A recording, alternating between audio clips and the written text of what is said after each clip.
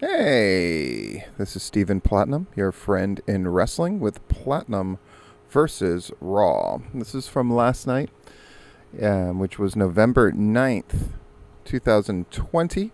The build to Survivor Series continues, and this show was shit. Raw recently, well, for a while now, but as recently as last week, has been setting records for lows. The third hour was the lowest it has been. I don't imagine that's going to change much this week, except for extenuating circumstances. Maybe less people are watching the news, and that might help them a little. And and kind of also ran Monday Night Football game, but there's nothing here that indicates that we're fighting out of trouble. The brand extension or the brand switch, the draft and all of that has helped SmackDown a great deal, to the point where it's been suggested to me that I start covering SmackDown and even NXT in the same way that I do Raw, Dynamite, AEW Dark. It's not an exciting prospect. I watch lots of wrestling already, but man, Raw's claim to being the flagship show is quickly slipping. That's for sure. So we've got Raw opening up with a video package of last week's show.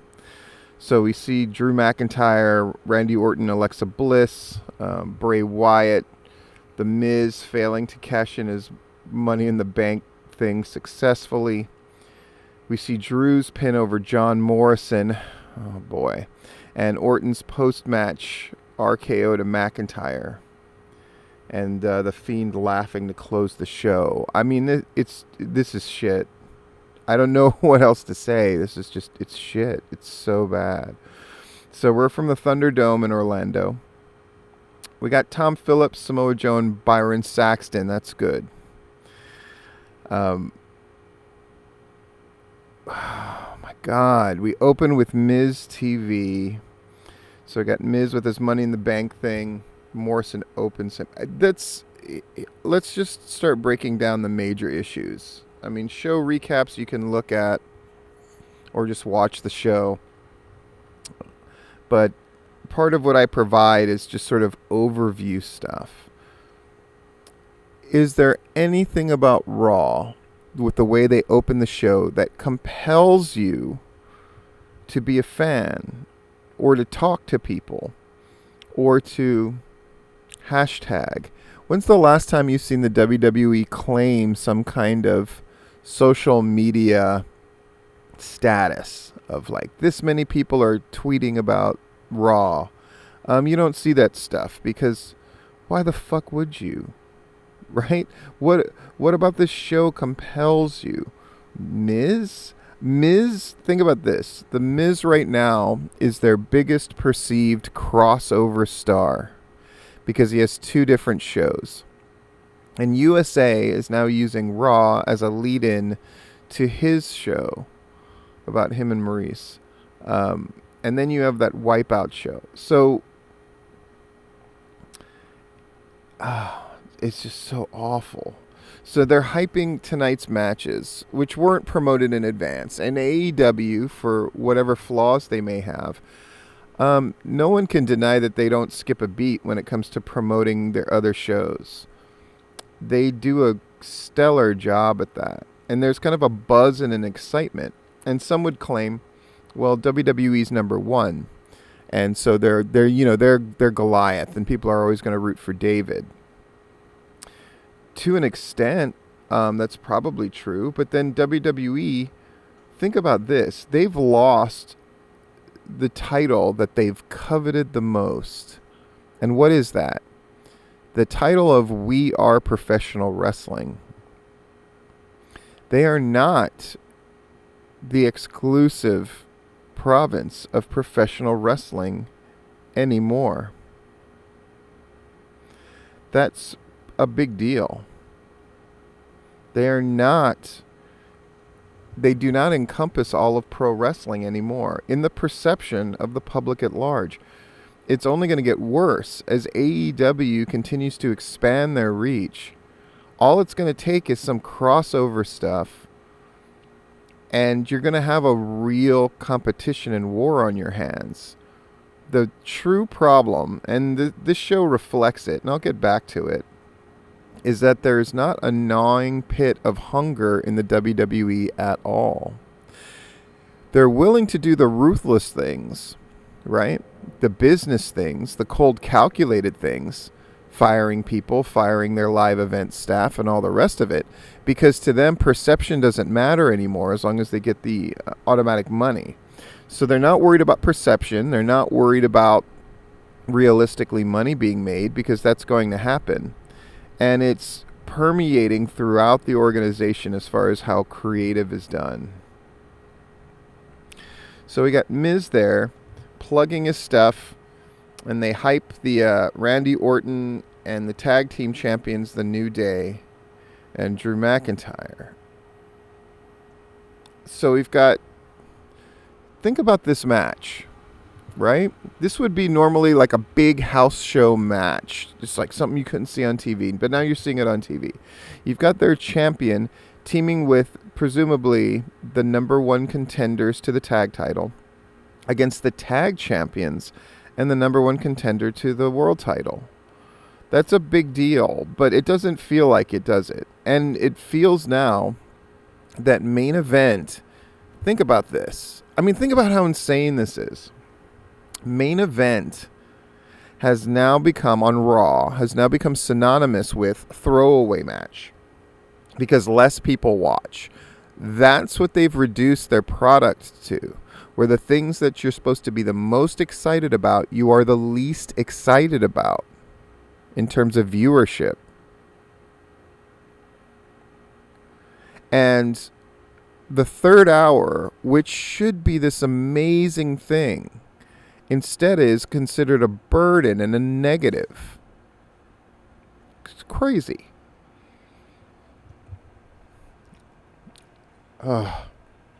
Orton comes to the ring. Blase blah. They're the wacky mismatched tag partners that don't get along. Kofi Kingston and Xavier Woods come out to taunt Miz and Morrison. Orton drops Kofi with the RKO. Drew comes rushing to the ring. Again, a mismatched mess. It would have made more sense for the New Day and Orton to come to and McIntyre to come to the ring together in a show of force, right? It would have made more sense. It would have been more interesting. It wouldn't have made the baby faces look so dumb, but nobody cares about these details in the WWE. You know, the hardest job of a writer is the one that is the least sexy to do, but the most vital to do, and that is editing. There's very little indication that things get written and then edited. There's a lot of indication that things get written, scrapped, and then rewritten from scratch at the last moment. And this is a prime example of why. And again, you're like, Steve, you're obsessing. It's like these are the teachable moments that bookers and wrestling people need to learn. So if you look at that segment written on paper and you go, that is kind of dumb for New Day to come to the ring and taunt anybody, especially with Randy Orton there, who's so dangerous, and they're outnumbered by the heels that they're going to face in the main event. Why would they do that? The answer is they wouldn't, logically. And if you want to set up this thing where Drew and New Day are a team, which they do in the course of the match later on, but shouldn't they just come out together with this idea of like, yeah, we're here and we're ready, and then set up this cool idea of, oh man, what is this going to look like in the main event? Yes, that would make much more sense and be way better. And not make the baby faces look dumb.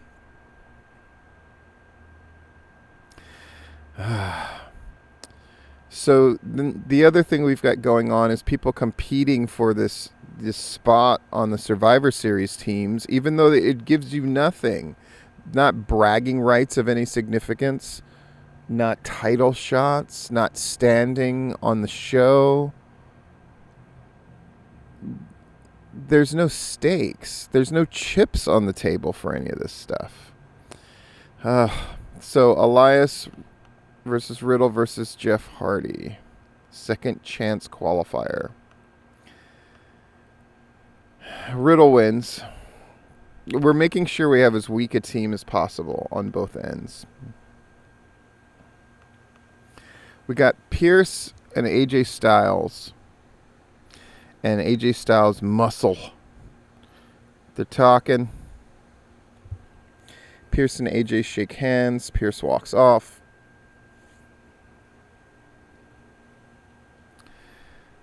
A bunch of talk about people being happy or not happy about people being on the team. AJ proposes a team meeting, which is actually an interesting idea for a segment. Sheamus says AJ's not the captain. Braun Strowman agrees. Again, there's a rule in improv comedy of not denying. And the WWE mistake denying each other for conflict. And the two are not the same thing. And people acknowledging AJ as their captain doesn't matter because we don't know what being captain means. We don't know why that benefits. Do you see what I'm saying? There's a problem of perceived and assigned values on Raw. What is valuable? Why is it valuable? They just rely on people just taking for granted that this is important or that is important without ever explaining why or making them important. Is getting put through a table, does it have value? Is it important? Is it significant? Not when it happens 7 weeks in a row. You see what I'm saying? We see where Ricochet was attacked by Retribution. We have the nerve to highlight Mustafa Ali against Ricochet. Ali cuts the promo. Reckoning takes shots at Asuka. And Retribution's not going to rest until they shut you down. Okay. Bunch of Hurt Business stuff. Gulak, he's a joke. 24/7 champion.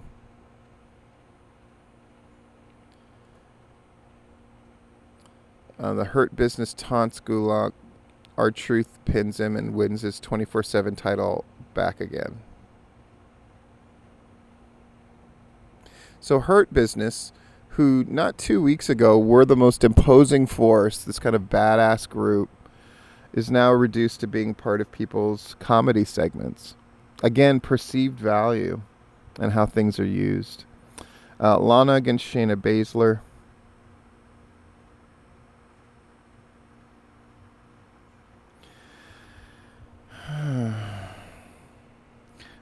Mandy Rose and Dana Brooke are on commentary.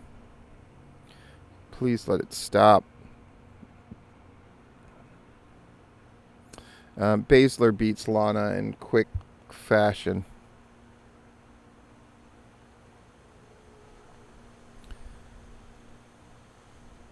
Rose and Brooke save Lana from being put through the table again.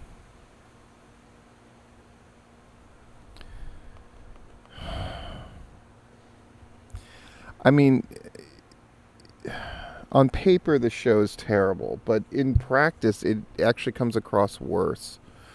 And they have a captured audience, quite literally, right? And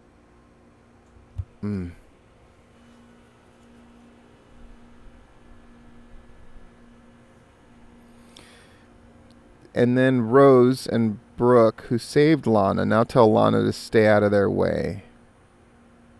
What? Again, just the constant denial of offers. We help you. Now we tell you to stay away. It's just everything working against itself. That's what this show is. That's what this show continues to be, is a continuation of denial of offers. Sorry, I know this is running long, but these lessons are much more important than some recap of the show itself, honestly. The show is just a backdrop of a learning tool. That's how I perceive these things, even to myself. So we're back to the ring. AJ Styles is there with his associates, and they can keep altering his name slightly. And the fact that they haven't thought of a cool name for AJ Styles' associate. They just keep giving him this long name. It's so bad. And here's what I mean. So when Pyro goes off for AJ's thing, but they're talking about all of the like Team Raw Survivor Series stuff. I mean, it means nothing. What does Pyro mean when there's no live crowd there to perceive it? So is it for the TV audience? And if it's for the TV audience, then why are we doing all this business while the pyro goes off? It's so bad. So AJ, he's going to have this talk. It would have been cooler if they did it in the conference room and had it as a little segment. Because there's nothing special about the wrestling ring. That's what they've done. They've made the wrestling ring just a sort of a ordinary utilitarian place of business. Sometimes matches happen there. Sometimes people talk in there. But it's not a sacred area. There is no sacred area on Raw. There's nothing interesting. Backstage is the ring, is the everything. They haven't made a place that's perceived to be a special area. It's a failing. They all threaten each other, all the teammates. AJ tries to put over the other team on SmackDown. And then they all argue. So now we got Riddle and Keith Lee against Sheamus and Braun Strowman. We got a roll up, of course. Riddle and Keith Lee win. Bro chance. Alexa Bliss is backstage when Nikki Cross walks up. Cross wants to talk about Bliss and him, the Fiend.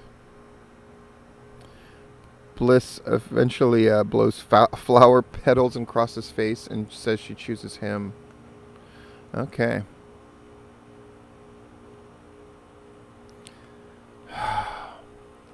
Bunch of shit with MVP and all the rest. So we got a United States title match. Titus O'Neil against Bobby Lashley in yet another foregone conclusion match. Bobby Lashley wins. Okay. So now we've got Asuka against Nia Jax, which should be a huge match. But it just kind of appears. And Asuka wins by DQ. Because Baszler hits the ring. Dana Brooke and Rose attack Baszler to save Asuka.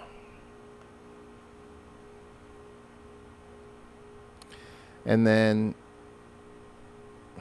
Lana gets put through the table.